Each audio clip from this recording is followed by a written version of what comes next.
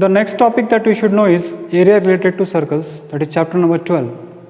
See, circles as such is not a new thing for you. You have studied circles in your previous classes.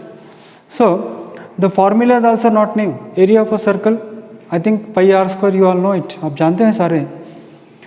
Perimeter of a circle 2 pi r होता है, ये भी आप जानते हो. तो ये दोनों नई बातें नहीं हैं. मैं आपको कुछ नई बातें नहीं बता रहा आपको जो पता है उसी को लेकर हम आगे बढ़ रहे हैं. So area related to circle, ये मत समझना कि 10th स्टैंडर्ड में इसका मतलब कुछ और आएगा. 10th में हो, 9th में हो, 8th में हो, 6th में हो, area of a circle pi r square ही होगा.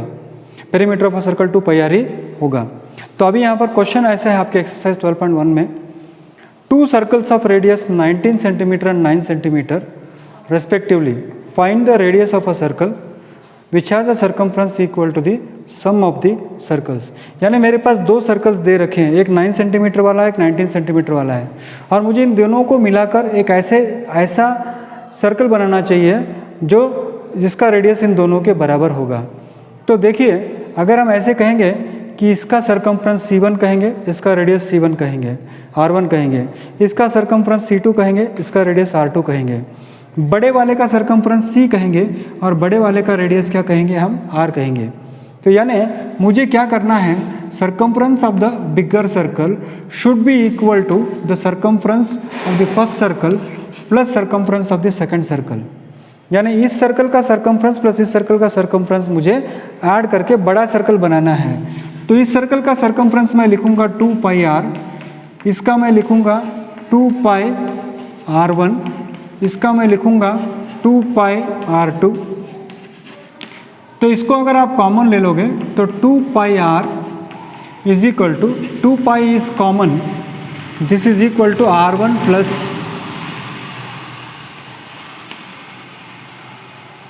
2 pi r is equal to 2 pi into bracket r1 plus r2.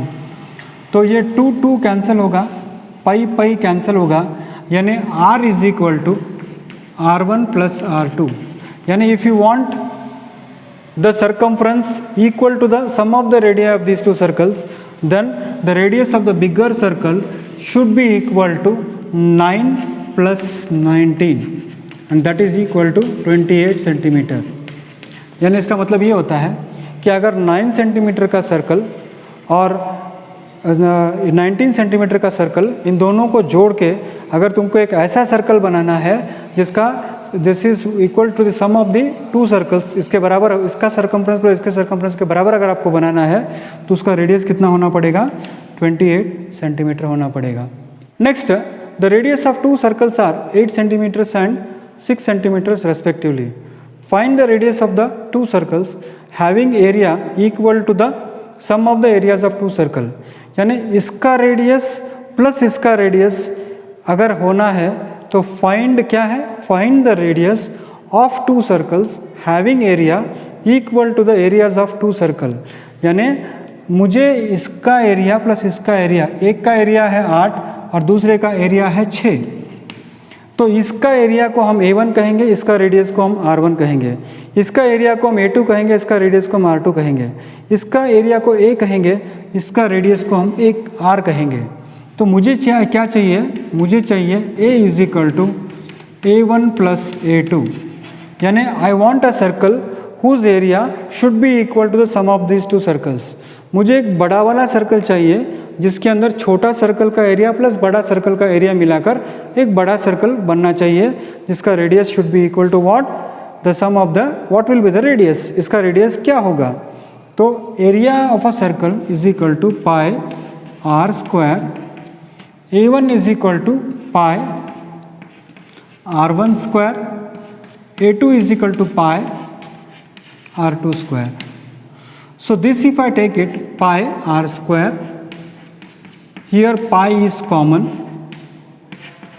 r1 square plus r2 square. So pi cancels with pi, so this r square will be equal to r1 square. R1 square is how much, 8 square plus r2 is how much, 6 square. So this is equal to 64 plus 36 and that is equal to 100 centimeter. So that means what, r square is equal to 100 centimeters, that means r will be equal to square root of 100, and square root of 100 is 10 centimeters.